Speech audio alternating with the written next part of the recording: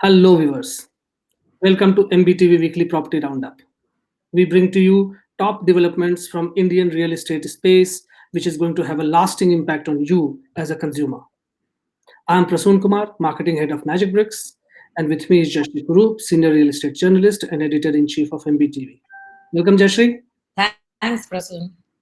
So, festive season around the corner. We are hearing lots of encouraging news about consumers coming back, and it's having its positive impact in real estate also, isn't it?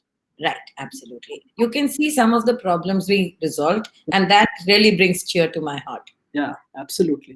And this must be strengthened, and in the process of all the policy changes that are happening that we have been speaking about, a lot of policies favoring consumers, a lot of policies to strengthen the entire industry's foundation. There is one interesting bit of news came from Haryana, where Haryana RERA has now approved a maximum 1% real estate brokerage in Haryana. So, has this happened for the first time in the country that someone has tried to officially fix a rate for brokerage?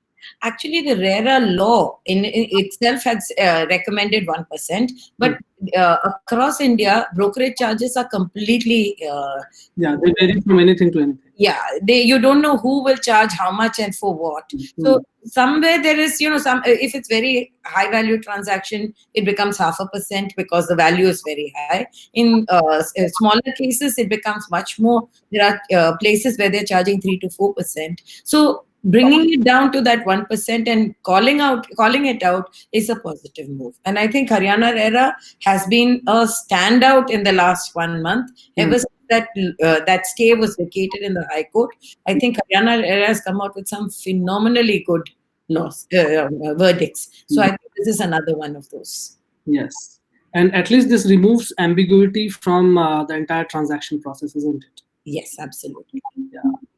Now, Jashri, Noida has been a IT hub, and there are scores of IT companies. We also knew about UP government's ambitious plan of one district, one project, and mobile as an industry was identified for Gautam Buddha Nagar. Now, the news comes that UP government has approved Hiranandani Group's 600 crore data center in Greater Noida.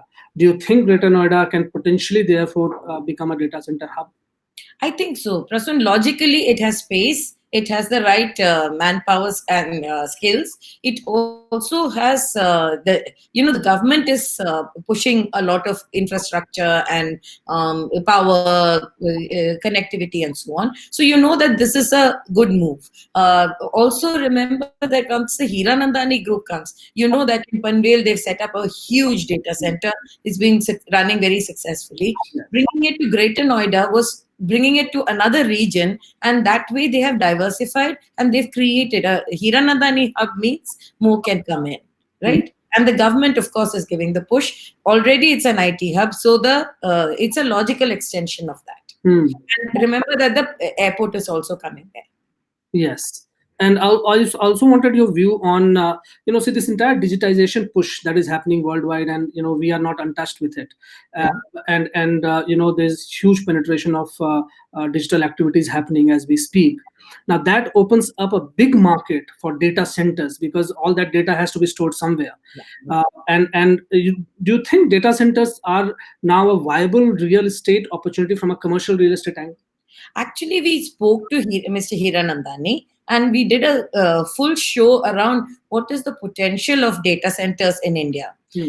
India is one. Remember that a lot of Indians have come back, right? The returnees come with a lot of skills.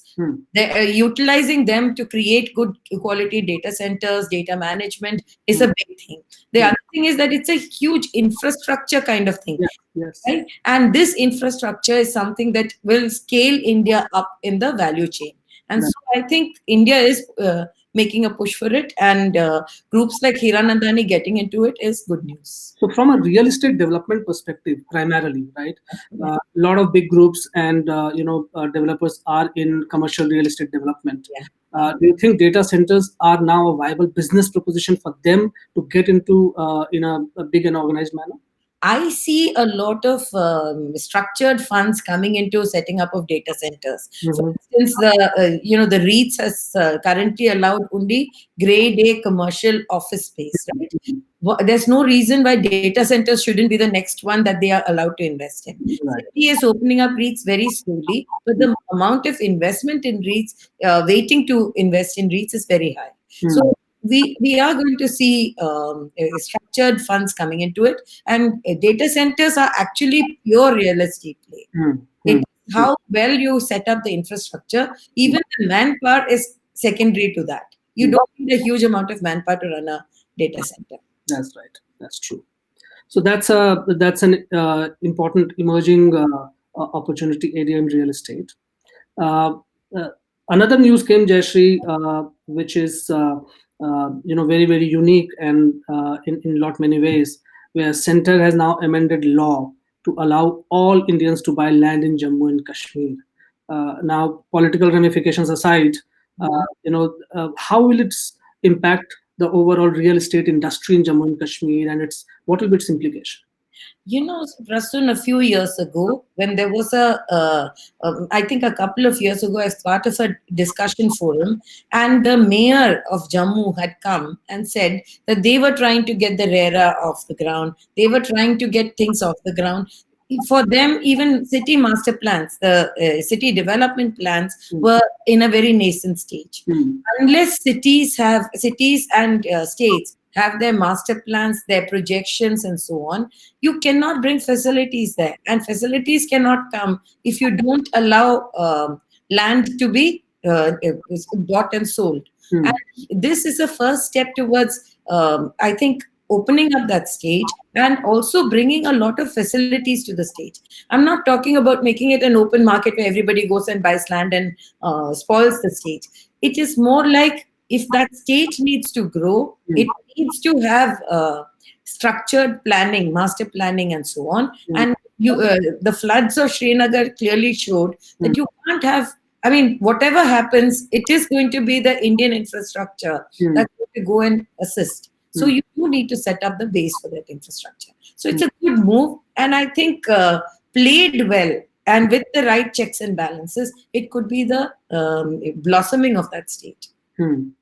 And even the tourism potential of that state, I think opening up real estate in a planned manner also is going to benefit multiple other industries per se, isn't it? Yes, and I would also actually like to say that there should be the checks and balances. You should not spoil a city like Srinagar the way Shimla has been spoiled or a Nainital has been spoiled. The development has to be within ecological boundaries, within the green norms, because these are all highly eco-sensitive zones. Absolutely. Yes.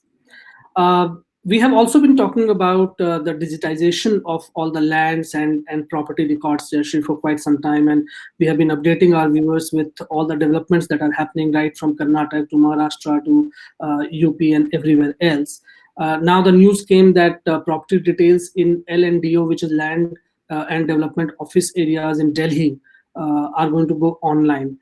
Can you just tell our viewers what are these LNDO areas and how it's going to benefit them? These are premium central Delhi areas, the Lutyens Delhi, as well as that ring around it, Chanakyapuri, Jorbagh, Lajpat Nagar, and so on. So land records have to be digitized, and Delhi's problem was that there was a plethora of organizations that were handling Delhi's records. So each organization is now actually putting its records online so that all of Delhi will also be fully digitized. I think this is the crying need of the hour, and every state or organizations that says that I'm going to put land records, digitized land records, is one step forward in the country's cleanup of land. And all these digitized records, Jayashree, for the benefit of our viewers, where can a viewer go and check all these records per se? Is it on the website? Or where is it available? Different states have given out different websites. Okay. Like, for instance, in Karnataka, it is Bhumi. and you can go to the Bhumi portal. So if you just say Karnataka land records digitized, you will go to the Bhumi portal or the Dishank portal. Similarly, every state has come up with its own portal, and it will be on these portals. So at some point, I think, Prasun, we should put it on to Magic Bricks, all the various digital portals where people can source their land information. Absolutely sure. We are also talking about pollution big time, especially in Delhi NCR and in northern part of the country. And the Supreme Court mandated GRAP is in place right now, which prevents usage of digital generators for power. But in last show, you did mention that there are a lot of societies who have genuine requirement of generator powers because they do not have either enough electricity or the connectivity or the grid connectivity over there. And a development in that regard happened in Haryana, where Haryana has decided to now penalize builders who fail to ensure required power infrastructure for the projects. An important development, and should this become therefore a model for all development, and therefore this should be an important tick mark? See, Haryana was the state that was the laggard in power distribution. A lot of societies were not given power. They were on diesel generator sets. With the EPCA coming down heavily and saying you're not going to allow it, a lot of, all the hidden problems have come to the fore. Last week, we did a show where we call people from the society representatives of Haryana and Gurgaon and Noida to come and join us on a show with some experts. One of the things that came out was that in Haryana, some of the, the residents pay hefty amounts to get their power connections, but they are connected to the rural feeders, which means that the rural feeders, first of all, get overstressed. And these people are getting less power. They get such poor power that they have to have generator sets for their lifts and backups and things like that. Now, clearly, you've taken so much money from them and not laid the infrastructure, and they're going to penalize the developers. Developers are one side of the story. I think even the Haryana officials colluded. And I think it's high time that this got cleaned up. And I'm glad that the EPCA came down so heavily, because everybody is now fighting to get their power restored. Also remember that Gurgaon has a smart grid project, which means that the transmission and distribution systems are going to be upgraded to modernized and very latest technologies. Then there is another thing. If the developer or the authority has not made the system viable, despite the Supreme Court's order of last year, where they give affidavits saying that they will be ready by this winter, the associations can go to the Supreme Court and file that this was contempt of court, because they had already praised their affidavits that it would be in place. And I think that, like one of our experts told us, Sanjay was our expert, the legal expert.